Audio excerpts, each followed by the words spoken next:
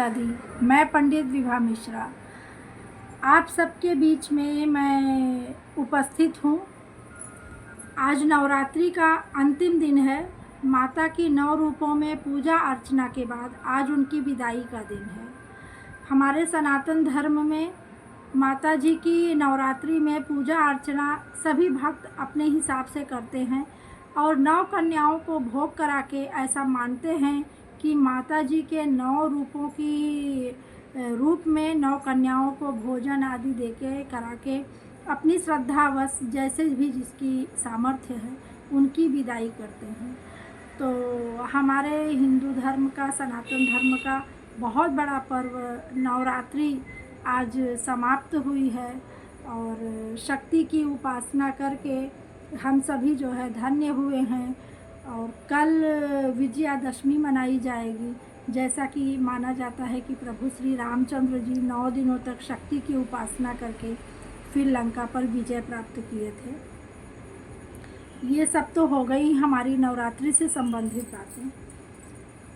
मैं एक विशेष मुद्दे पे आपके बीच में बात रखना चाहती हूँ कि जैसी कि हमारी सनातन परंपरा है कि माता जी के अनेक रूपों की पूजा अर्चना सभी भक्त अपने सामर्थ्य के अनुसार, अपनी श्रद्धा के अनुसार करते हैं। पर आजकल कुछ एक चीज़ें बहुत ज़्यादा प्रचलन में आ रही हैं। वो थोड़ी सी गंभीर विषय है और उस पर चर्चा करने की आवश्यकता है, उसमें सुधार लाने की आवश्यकता है।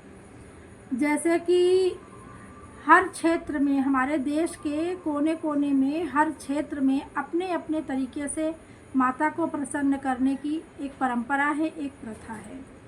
पर जिसको जो अच्छा लगता है सब एक दूसरे का ग्रहण करते हैं और अपने अपने तरीके से माता को रिझाने का प्रयास करते हैं।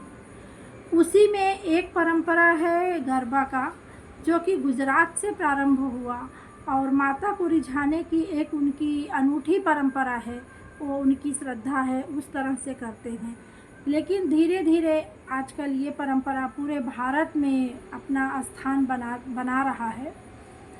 तो नवरात्रि से ये गरबा शुरू होकर अभी गणेश पूजा के समय में या अन्य त्योहारों में जगह जगह पंडाल लगाकर इसको किया जा रहा है और ये एकदम साक्षात देखने में ये आ रहा है कि गरबा जिस श्रद्धा से, जिस उद्देश्य से शुरू किया गया है और जो जिस तरीके से माता को रिझाने का और उनकी एक पूजा पद्धति का ये साधन रहा है, वो ना होकर जो अन्य लोग इसको अपना रहे हैं, इसकी आड़ में बहुत से गलत कार्य कर रहे हैं, बहुत से गलत दिशा में लोग जा रहे हैं, बहुत से अनैतिक कार्य हो रहे हैं इसके जो है आड़ में।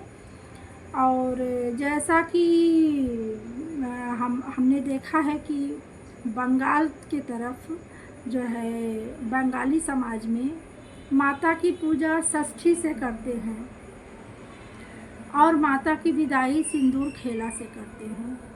बहुत अच्छी परंपरा है और बहुत श्रद्धा के साथ ये परंपरा निभाई जाती है। बहुत सुंदर तरीके से वो लोग करते हैं। लेकिन जो कुछ लोग हैं जिनको उस चीज़ का महत्व ही नहीं पता है, वो अपनी परंपरा को भी नहीं जी पा रहे हैं और उसको भी पूरी तरह से जी नहीं पा रहे हैं। हर तरीके से हर परंपरा को एक दूसरे में मिक्स करके एकदम खिलवाड़ बना के रखे हैं। जैसे कि हमारे यहाँ उत्तर भारत में 9 दुर्गा की 9 रूपों में कन्या भोग करा के उनकी विदाई कर दी जाती है। उनको सुहाग का सामान दिया जाता है। माता से विनती की जाती है कि आशीर्वाद दें हम सभी को और अगली नवरात्रि में पुनः आएँ। उसी प्रकार से बंगाली समाज का अपना एक अलग तरीका है और भी अन्य समाज वाले भी अपने अपने तरीके से अपना मनाते हैं। पर हम देख रहे हैं कि हमारे आसपास कुछ लोगों की एक ऐसी टीम बन चुकी है जो पूरे पूजा पंडालों में धज्जियां उड़ा के रखे हैं। माता जी को तो पता नहीं क्या समझ के रखे हैं। कोई मतलब नहीं उनको आस्था से, कोई मतलब नहीं उनको पूजा से।